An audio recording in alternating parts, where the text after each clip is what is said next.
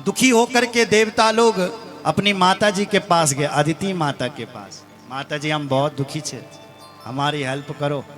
तब माता जी ने अपने पति से शिकायत की कि महाराज कुछ करो, ये देवता मेरा बच्चा बड़ा दुखी छे, कुछ सहायता करा। तब कश्यप जी कहते हैं जरूर तुम्हें एक व्रत करना पड़ेगा। बोले कौन सा व्रत? बोले पयो व्रत, इससे भगवान तुम्हारा पुत्र बनेंगे, तुम्हारा बेटा हो जाएगा और पुनः तुम्हारे बच्चों को स्वर्ग मिल जाएगा। फाल्गुनस्य मले पक्षे द्वादशाहं पयो व्रता अर्यदेदरविंदाक्षं भक्त्या परमयान्विता।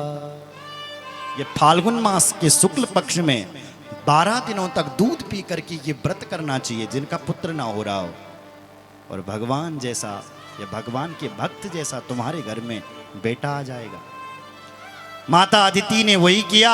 अदिति माता गर्भवती हुई, भादों का महीना आ गया, शुक्ल पक्ष आ गया, द्वादशी तिथि आ गई, अभिजित मुहूर्त आ गया, 12 बजे का समय हो गया और भगवान इस समय कश्यप जी के पुत्र मां अदिति के पुत्र बटुक बामन बन करके प्रकट हो गए। बोलो बामन भगवान की जय। तम बटुम बामनम दृष्ट्वा मोदेवाना महर्षया कर्माणि कारयामांसु पुरस्कृत्य प्रजापति। बड़े सुंदर बामन भगवान का संस्कार किया गया। माता पृथ्वी ने छत्र भेंट कर दिया, बृहस्पति ने गायत्री मंत्र का दीक्षा दे दी। और भगवान जब बड़े हुए तो अपने गुरुजी से कहने लगे, गुरुजी तुमने मुझे पढ़ा लिखा दिया है, अब क्या दूं मैं तुम्हें दान में, गुरु दक्षिणा में क्या दूं? तब बृहस्पति जी कहते गुरु दक्षिणा में तो मुझे स्वर्ग चाहिए तुमसे। बोले स्वर्ग कहाँ से दूं? बोले जाइए बलि के पास, अभी उस वही स्वर्ग का तीनों लोगों का राजा है, उसी के पास ही सब कुछ है। तो भगवान बामन जाते हैं इस बलि के पास। बलि यज्ञ कर रहा था, यज्ञ से ही उठ गया और बामन भगवान का स्वागत करने के लिए आ गया। कहता है स्वागतम ते नमस्तुभ्यम ब्रह्मन् किं कर्मामते ब्रह्मणसीणां तपस्साक्षं मन्येत्वार्य वपुर्धरम। हे महाराज, जब राजा बलि ने जब भगवान को देखा तो कहता है सुस्वागतम सुस्वागतम। आज ऐसा लग रहा है कि मेरे घर में कोई साधारण ब्राह्मण नहीं, ब्रह्म तेज चल करके आया, ब्रह्म ऋषीणाम तपः साक्षात, ब्रह्म ऋषियों का तेज चल करके आया है। क्योंकि मेरा घर आज पावन हो गया, मेरे घर में आज ब्राह्मण चरण पड़ गए। देखो जरा इसकी भाषा देखो, बलि कह रहा है अद्यनम पितरस्तृप्ता अद्यनः पावितम कुलम, मेरे पितर आज तृप्त हो गए हैं, मेरे पितर आज पावन हो गए हैं, क्योंकि ब्राह्मण के चरण मेरे घर में पड़ गए हैं। जिसके घर में ब्राह्मण चरण पड़ जाते हैं अद्यनः पितरस्तृप्ता, उसके पितर तृप्त हो जाते हैं। अद्यनः पावितम कुलम, जिस घर में ब्राह्मण चरण पड़ते हैं उस घर को तो पावन कुल हो जाता है। मैं कितना बड़ा भाग्यशाली हूँ, आप मेरे घर में आए। कहो महाराज मैं आपकी क्या सहायता कर सकता हूँ, क्या दान दे सकता हूँ, क्या चाहिए आप? जो भी चाहिए मांगिए। गाम कांचनम गुणवद्धाममिष्टम तथा न पेयम मुतवा विप्र कन्या। अगर तुम्हें घर चाहिए तो मैं तुम्हारे लिए घर बना देता हूँ, अगर तुम्हारा विवाह नहीं हुआ है तो मैं तुम्हारा विवाह करवा देता हूँ, अगर तुम्हें गाय चाहिए तो मैं तुम्हें गौशाला में खड़ा कर देता हूँ। क्या चाहिए तुम्हें, क्या चाहिए तुम्हें, क्या चाहिए तुम्हें, बोलो बोलो। भगवान बोले भाई बलि मुझे कुछ नहीं चाहिए, सुन जरा, मैं मांगने नहीं आया हूँ, और तेरी यदि ज्यादा ही श्रद्धा हो रही है ना देने की तो मुझे 3 चरण भूमि दे दे बस।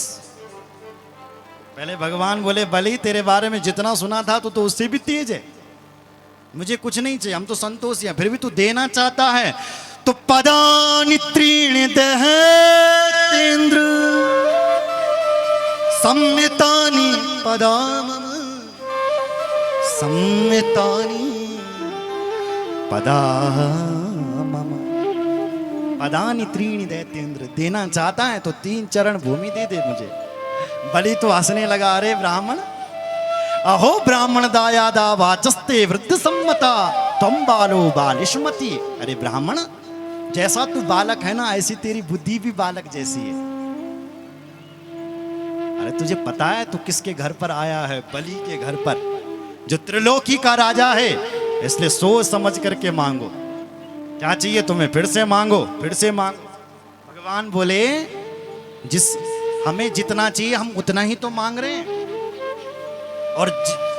और जितना हमें चाहिए उतने में ही जो संतुष्ट रहे, यही ब्राह्मण का परम धर्म होता है। यदि क्षयोपपन्नेन संतुष्टो वर्तते सुखम। जिस ब्राह्मण को जितना चाहिए, जितना में उतने में जो ब्राह्मण संतुष्ट होता है, ऐसे ब्राह्मण का ब्रह्म तेज प्रखर हो जाता है।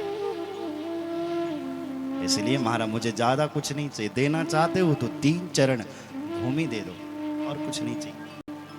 ठीक है महाराज, दिया। राजा बल ने कहा जाओ, तुम्हें जो भी जगह पसंद आती है ले लो। आप जैसा निष्काम ब्राह्मण पाना बड़ा मुश्किल है, ले लो। भगवान बोले ऐसे नहीं लूंगा, संकल्प करो पहले तब लूंगा, तेरा क्या भरोसा, नहीं देगा तो तब, इसलिए संकल्प कर। तो कहते हैं कि जब संकल्प की बात कही और राजा बलि संकल्प करने लगा तो शुक्राचार्य को पता लग गया। तो शुक्राचार्य ने कहा ए बलि रुक रुक रुक, संकल्प नहीं करे। क्यों? बोले ये ना बामन है ना तिरपन है। बोले कौन है गुरुदेव? बोले मुझे तो लग रहा है ऐसे वे रोचने साक्षात भगवान विष्णु रव्यया कश्यपाद आदित्य जाता देवानाम कार्य साधक।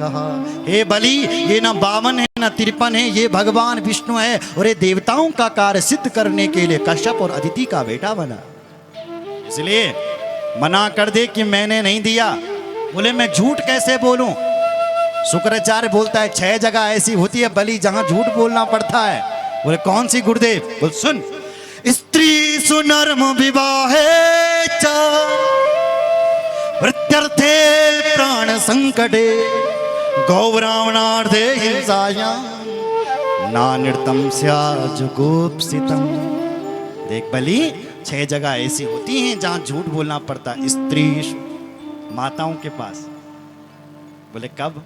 बोले कभी कभी क्या होती है कि माता जी पड़ोसी की अंका नदी या किसी की शादी में चले जाती है, वहाँ देखते हैं कि फलानी ने सुंदर हार पहन रखा है, तो घर में आकर अपने पति से कहते मैं तेम नहीं बनावा, नहीं फैशन वाहू, नहीं फैशन की नत बनाओ मेरे लिए, जनती की बनाई पड़ोसी की। मैंने थे देखो लगी आज, वो बेचारा कहेगा बड़ी मुश्किल से तो मैं खर्चा चलूँ लगी घर, इन्हें नथ की पड़ी हुई है। तो भाइयों उस समय थोड़ा झूठ बोल दो कि देवी सुन जरा, जनी 1 तारीख ना परसों तन में जनी तन खम तन फेंक दे नथुल बोण में देख, उस समय थोड़ा झूठ बोलना चाहिए, क्योंकि जब तक 1 तारीख आती है तब तक बेचारी भूल जाती है, खुद ही कहेगी कि पहले बच्चों की फीस जमा करा, नथुली बन दे रहता बाद में। हाँ, सरल होती है, कोमल स्वभाव होता है माता। बोलो जय श्री नरम। हंसी मजाक में कभी झूठ बोलना पड़े तो कोई पाप नहीं लगता। विवाही चा, अपनी बेटी का कहीं ब्याह करना है तो 2 झूठ बोल दो, खूब पढ़ी लिखी है हमारी बेटी, ये बराबर कोई। हाँ बोलो जय श्री राम। विवाही चा प्रत्यर्थे प्राण संकटे, कभी अपने प्राण संकट में आ जाए तो झूठ बोल सकते हैं। कभी अपनी आजीविका चलानी हो तो वहां झूठ बोल दो। कहीं तुम 1 महीने की छुट्टी आए और 2 महीने तुम्हें घर ही हो गए, अब फिर गए ड्यूटी में और तुम्हें रखने लगे तो बोल देना कोई बीमार थे भाई, आजीविका का सवाल है भाई, बच्चे पालने हैं भाई, तो उस समय थोड़ा झूठ बोल दो। तो आजीविका चलाने हो तो थोड़ा झूठ बोलना। गौ ब्राह्मणार्थी हिंसायाम, कहीं ब्राह्मण की हिंसा हो रही हो, गौ माता की हिंसा हो रही हो, इसलिए वहां झूठ बोलना पड़े। इसलिए बलि झूठ बोल दे, क्योंकि ये नारायण है, इसको तूने 3 चरण भूमि देगा ना तो ये 1 चरण से तो ऊपर नाप लेगा, दूसरे चरण से नीचे नापेगा, तीसरे चरण रखने की तेरे पास जगह नहीं मिलेगी, इसलिए मना कर, कुछ नहीं देता हूं तुझे। ये बलि इतना प्यारा था। बलि ने कहा हे महाराज, ये धरती कहती है, ये पृथ्वी कहती है कि मुझे ये जो बड़े बड़े पहाड़ है ना, ये जो बड़े बड़े पर्वत है ना, इनका बोझा नहीं लगता है जितना कि एक झूठे व्यक्ति का बोझा लगता है मेरे ऊपर। तो महाराज मैं बोझा बन करके धरती के ऊपर नहीं रहना चाहता, बोझ बन करके मैं नहीं बोलूंगा झूठ। शुक्राचार्य को क्रोध आ गया, शुक्राचार्य ने उसको श्राप दे दिया, गुरु जी का कहना नहीं मानतो, मैं तुम्हें श्राप दूं, जब तू श्रीहीन हो जा, श्राप दे के चले गए। भगवान बोले भाई बामन नित्यम तुझे, भगवान बामन बोले बलि नहीं तू देने लगे 3 चरण भूमि। अरे महाराज कैसी बात करते हो, मैंने तो दे दिया, बोल दिया तो संकल्प करो। संकल्प पूरा हुआ भगवान का, उसी समय जैसी संकल्प पूरा हुआ उसी समय बामन भगवान से ही विराट भगवान प्रकट हो गए। बोलो विराट भगवान की जय। भगवान ने एक चरण नीचे रखा तो एक चरण नीचे के 7 लोक थे, 7 लोक नाप डाले, अतल वितल सुतल तलातल महातल रसातल और पाताल लोक तक नाप डाला। एक चरण भगवान ने ऊपर को रखा तो ऊपर के लोग भूर्भुवः स्वः महा जन तप और सत्य, सत्य लोक को भी पार करके ब्रह्मांड पर कटाक्ष कर दिया। ब्रह्मांड फूट गया और उससे एक चिन्मयी धारा प्रकट हो गई है।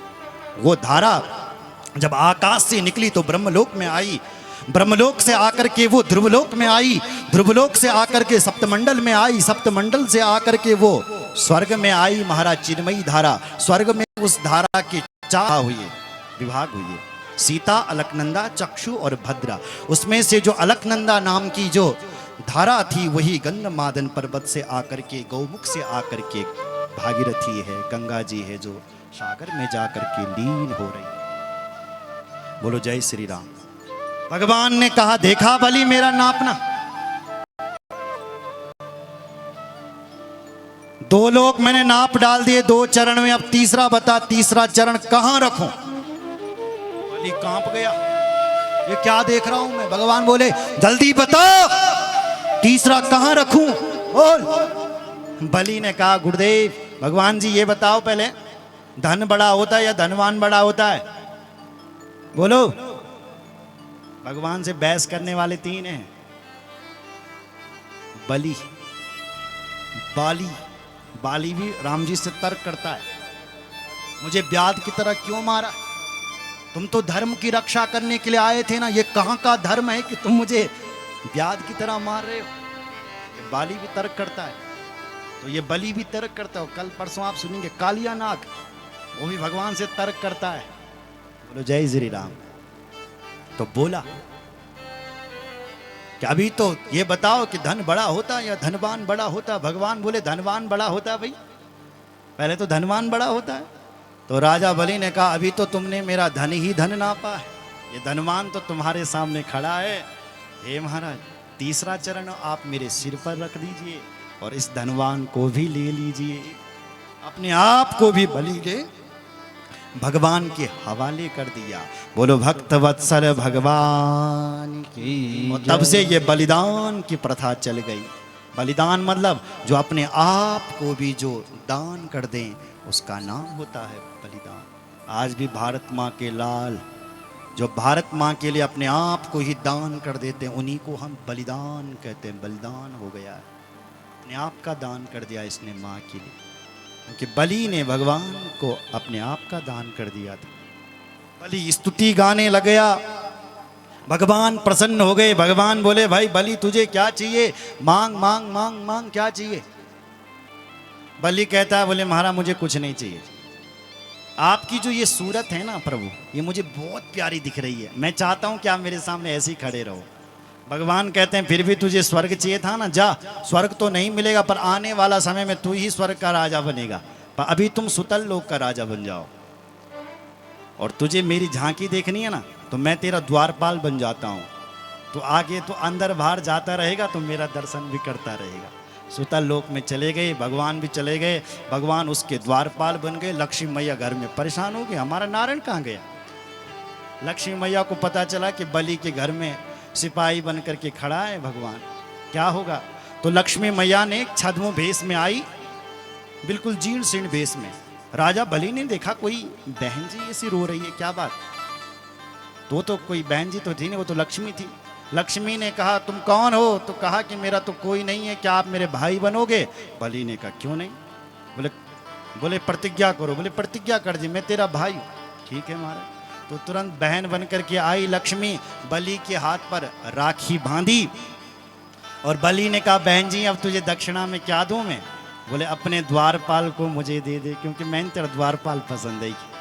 अच्छा यहाँ से बनाए तुम्हें राखड़ी? और तब से ये रक्षाबंधन का पर्व चल पड़ा।